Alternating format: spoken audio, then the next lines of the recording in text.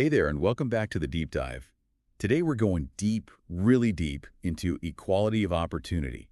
This one is especially for all you philosophy fans out there because, lucky for us, we've got some excerpts from the Stanford Encyclopedia of Philosophy to help us unpack this huge, complex idea.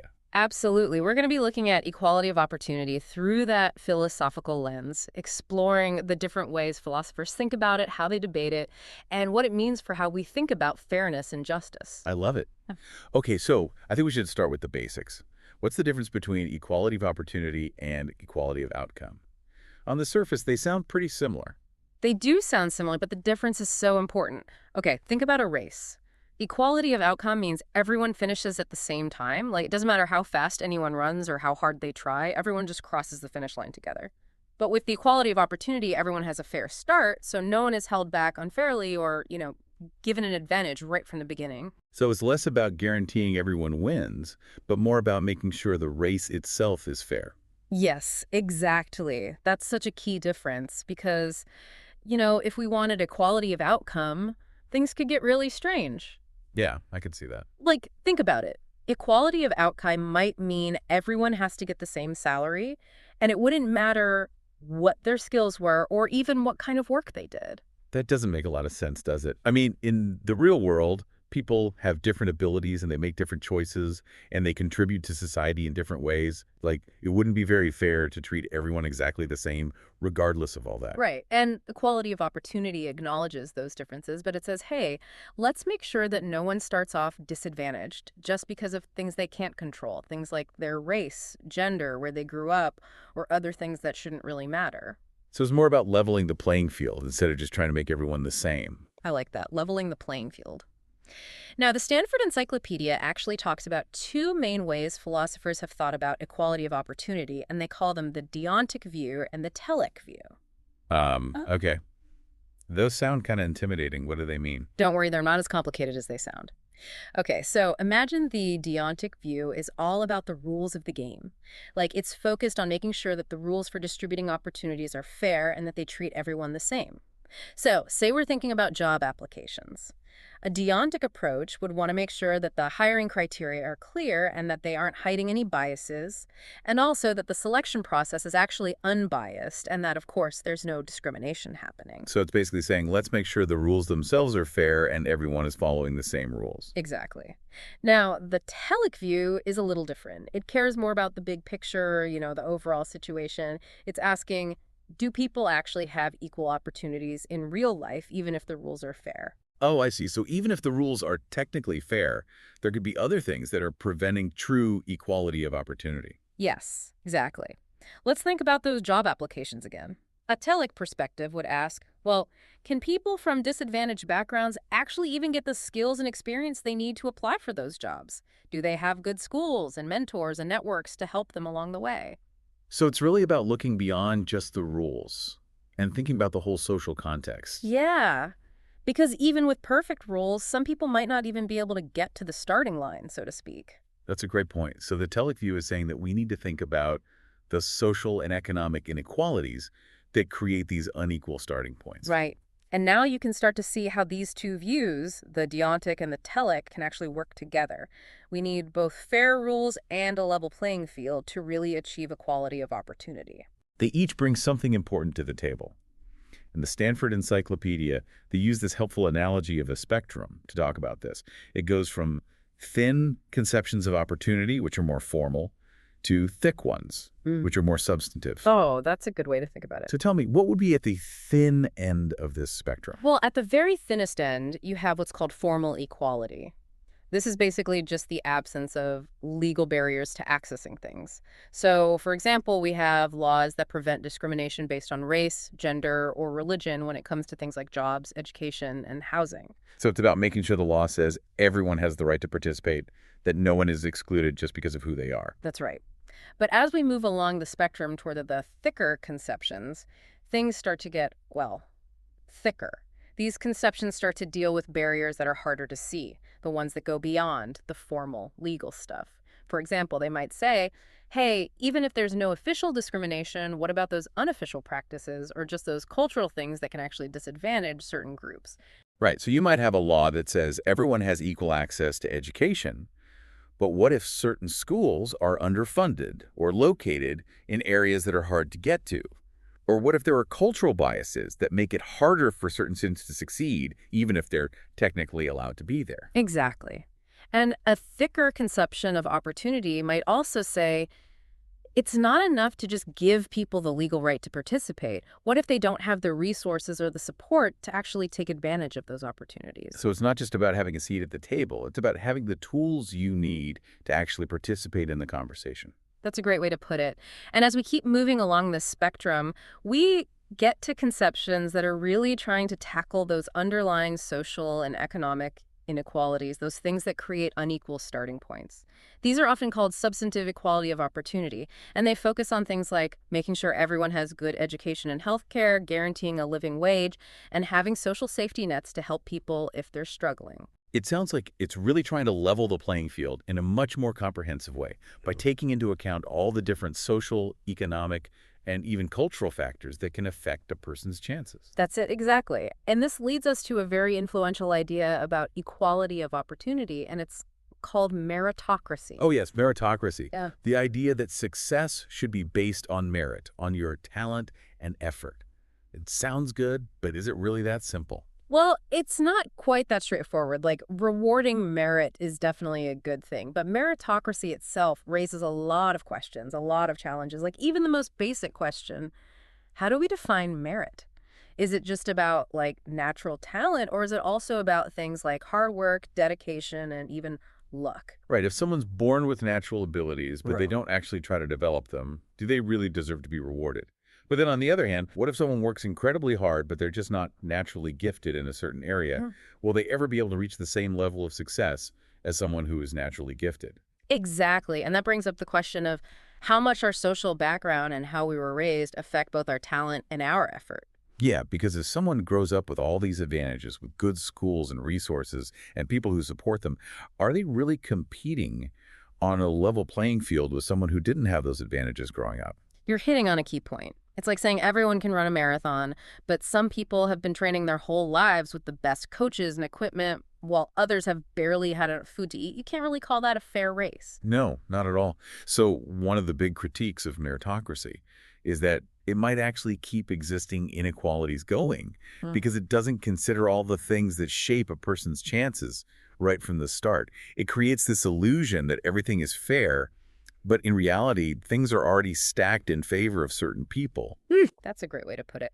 It's like those literacy tests they used to use to prevent certain groups from voting. On the surface, it sounded fair, like an objective measure of someone's ability to vote, but really, it was all about keeping people who didn't have access to good education from voting. That's a perfect example. It shows how even something that seems neutral can actually be really biased. Exactly.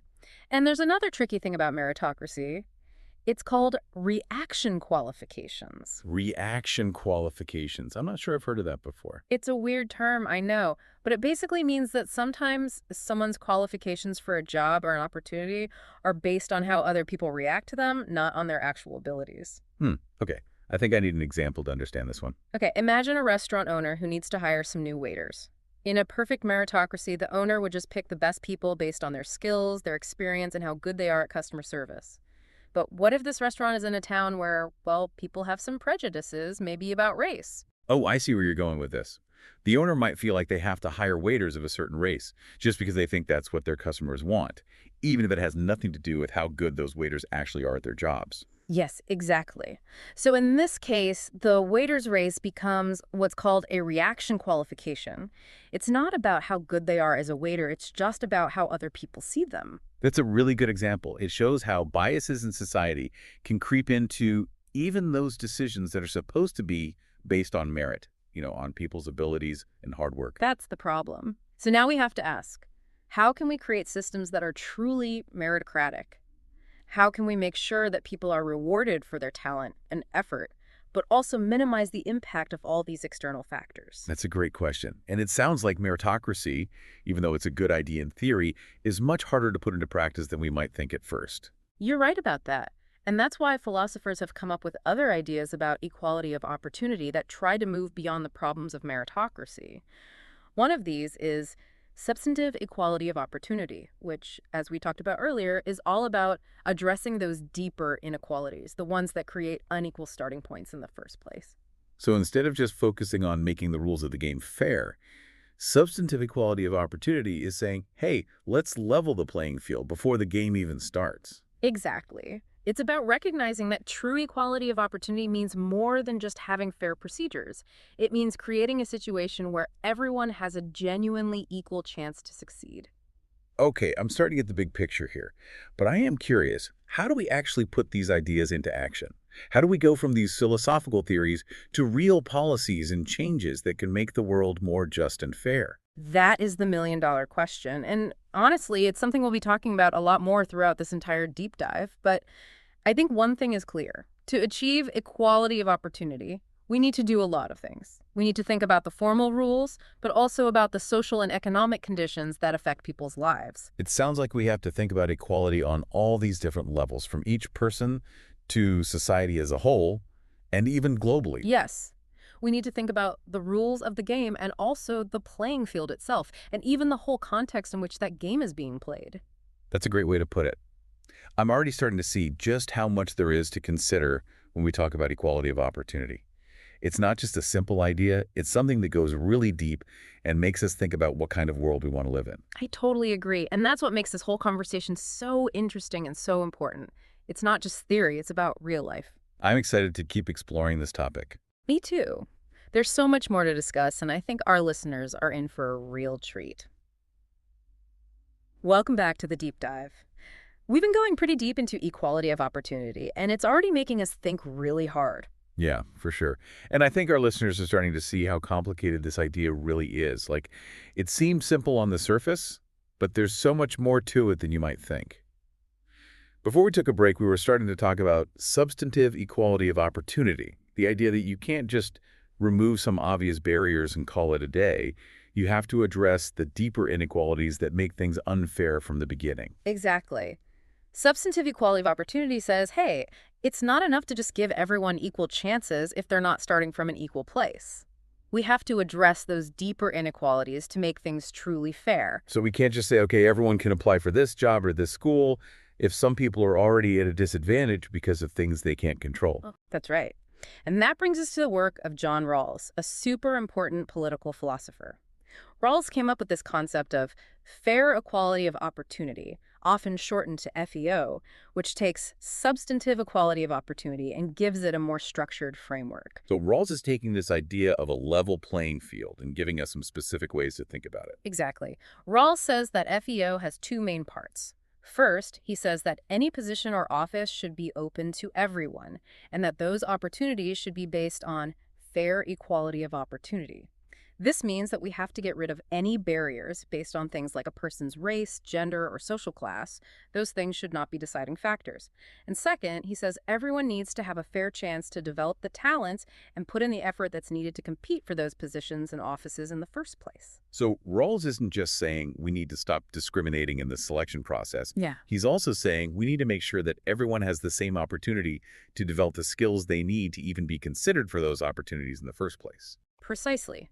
We need to address those social and economic inequalities that prevent people from reaching their full potential. And for Rawls, this means making sure everyone has access to good education, healthcare, and other essential things everyone needs. It sounds like Rawls is trying to find a balance between what each person is responsible for, like their own choices and efforts, and what society as a whole is responsible for, like making sure everyone has the chance to make those choices and put in that effort. You got it.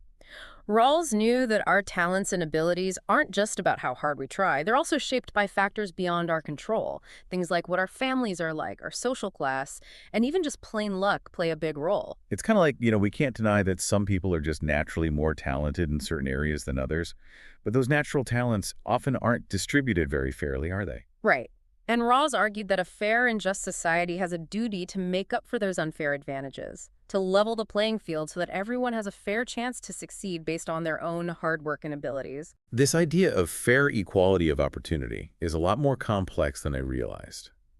Even if we agree with Rawls' ideas, it's still tough to figure out how to actually define and measure things like talent, effort, and even fairness. Yeah, it's really complicated, and Rawls knew that. His theory doesn't give us easy answers or solutions, but it gives us a way to think about creating a more just society. It's like a set of tools we can use to try to answer these tough questions. And one of the toughest questions I can think of is about families. Even if we build a society where everyone has a fair chance in terms of education, healthcare, and money, families still have a huge impact on their kids, don't they? That's such an important point. And Rawls struggled with this too. Families are like mini societies. They're where we learn about values, rules, and even social hierarchies. A lot of those inequalities we see in the bigger world start in families and get passed down from one generation to the next. Yeah, because if parents have more resources and advantages, they can pass those on to their kids, which gives them a head start. And it's not just about money. It's about connections, knowing the right people, and even just having parents who encourage them and believe in them. Exactly. So this creates a really tough problem for people who want equality of opportunity. Mhm. How much should we, or even can we, try to control what happens inside families? Is it fair to limit the advantages parents can give their children?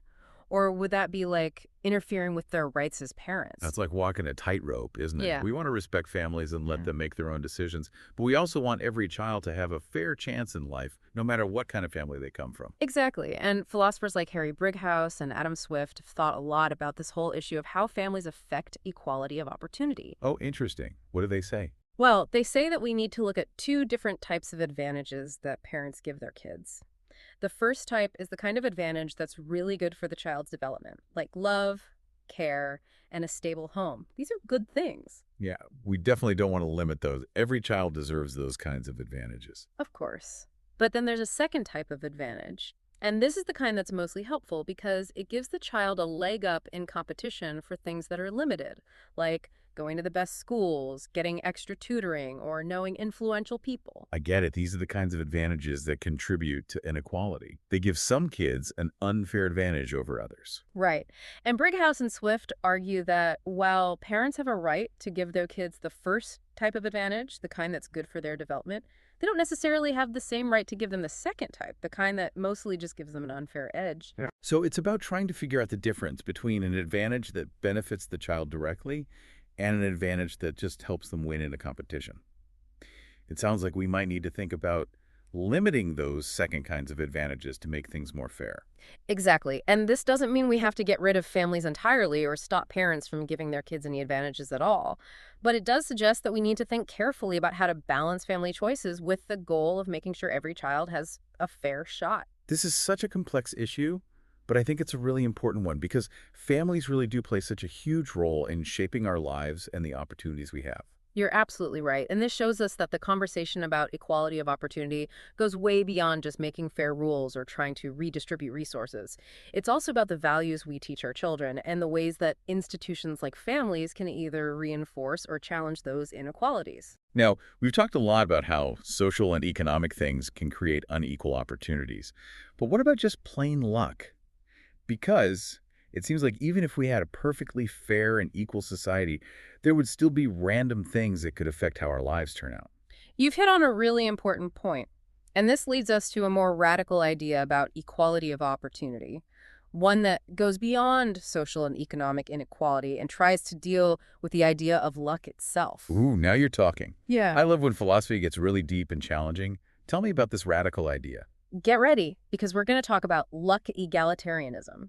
It's this philosophical view that says even natural talents, those things we're just born with, are morally arbitrary, meaning they shouldn't determine how our lives turn out. Wait, hold on. Are you saying that someone who's born with amazing athletic ability or a natural talent for music shouldn't be able to benefit from those gifts? That doesn't seem very fair, does it? I know it can sound kind of unfair at first, but luck egalitarians say we need to think about two different kinds of luck: option luck and brute luck. Okay, I'm listening. Tell me more about option luck and brute luck.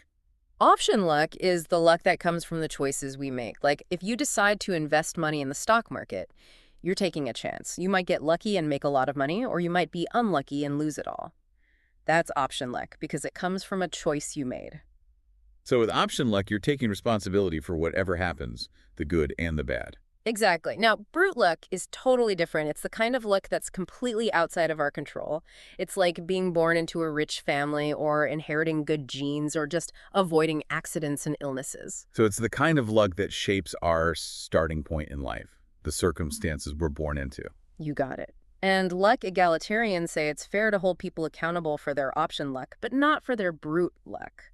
They say that a truly just society should try to balance out brute luck so that everyone has a decent chance in life, no matter what circumstances they were born into. So, for example, if someone is born with a disability or a health problem, society should help them overcome those disadvantages and give them a chance to live a good life, just like someone who was born healthy. Yes, exactly. Or if someone is born into poverty, society should make sure they have access to things like good education, healthcare, and job opportunities so they have a chance to get out of poverty and live up to their potential. I can see why this idea of luck egalitarianism is appealing. It seems like a much more complete vision of equality of opportunity than some of the other ideas we talked about. It is a more radical vision. It makes us really think about how much luck affects our lives and how we can create a society that's fair for everyone, no matter what kind of hand they were dealt. I can imagine some people might say luck egalitarianism goes too far, that it takes away personal responsibility and creates a system where people become dependent on help. Yeah, those are some common concerns.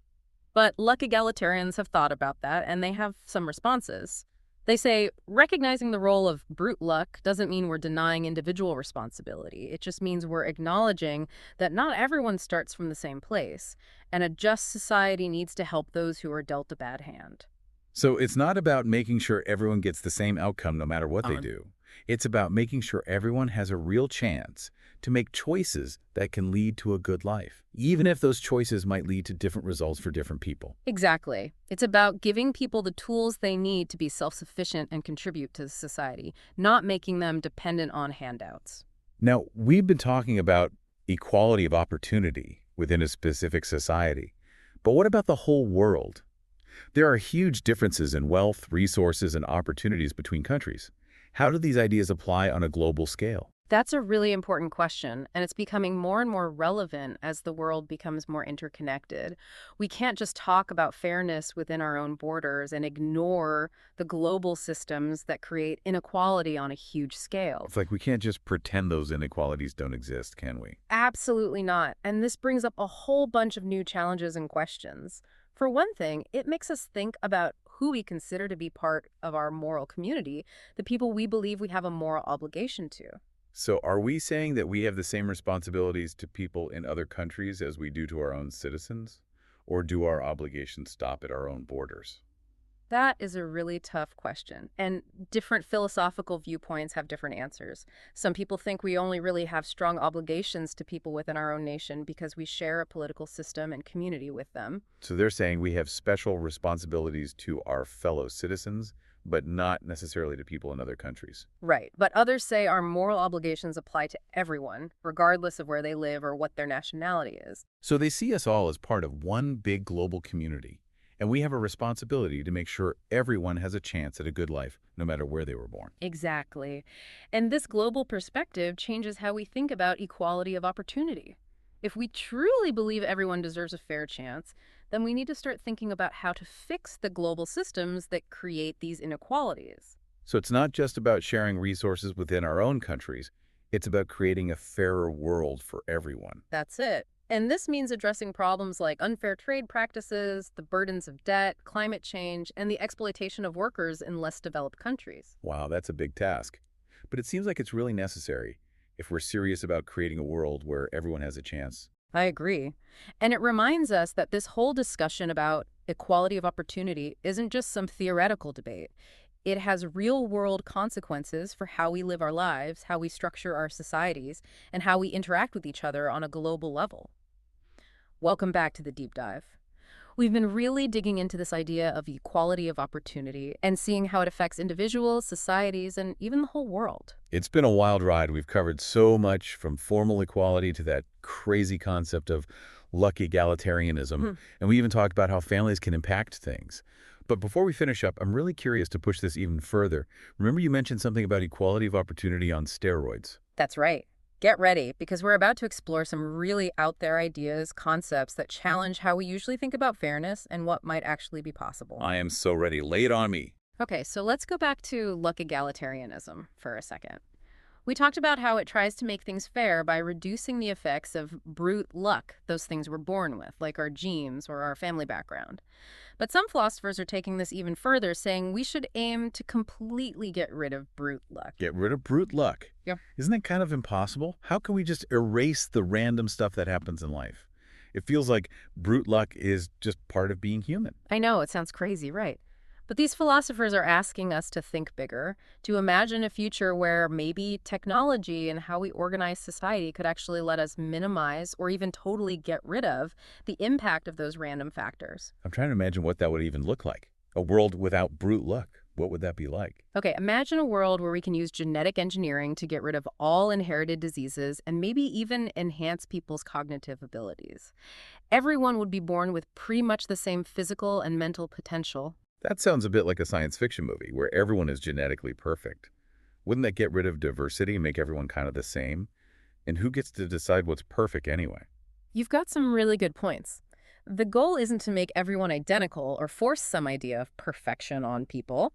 The people who support this idea say it's about making sure everyone has the same starting point, so they can develop their own unique talents and choose their own paths in life. So it's not about erasing differences. It's about making sure that our differences aren't caused by random things we have no control over. Exactly. It's about making sure that who you are isn't just an accident of birth, that you have a real chance to succeed based on your own choices and your own effort. Okay, I see where they're coming from. What other kinds of brute luck could we maybe fix with these really radical ideas? Well, some people think we could use really advanced technology to create virtual reality worlds where everyone has access to the same education no matter where they live. So a kid in a tiny village could get the same quality of education as a kid in a big city.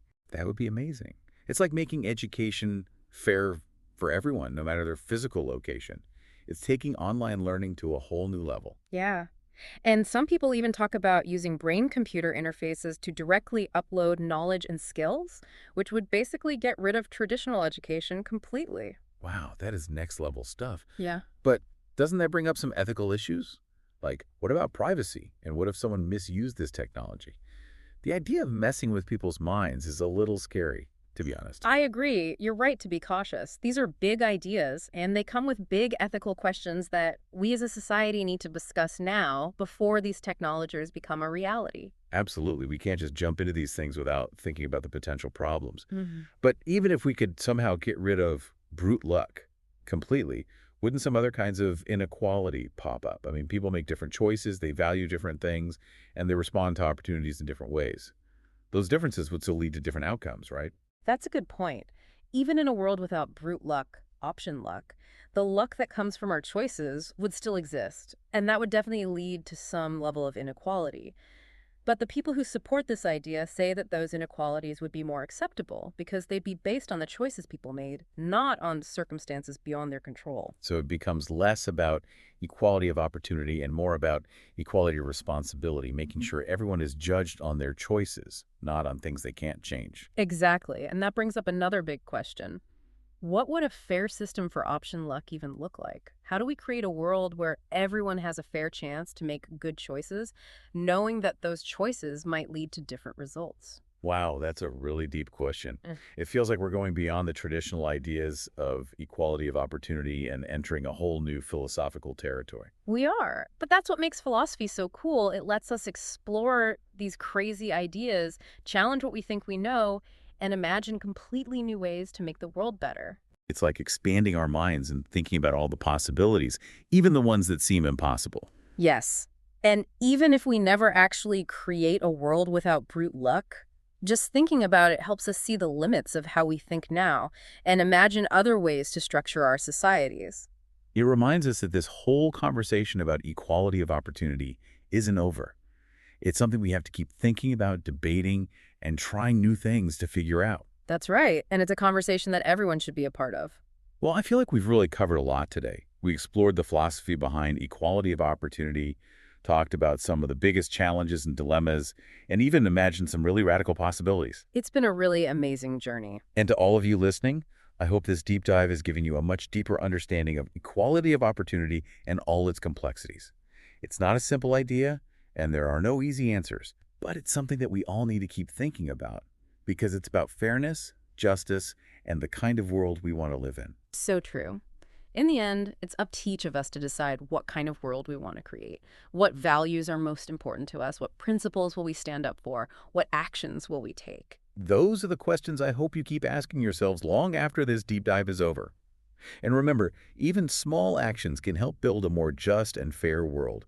So keep thinking, keep challenging your own ideas, and keep working for a better future.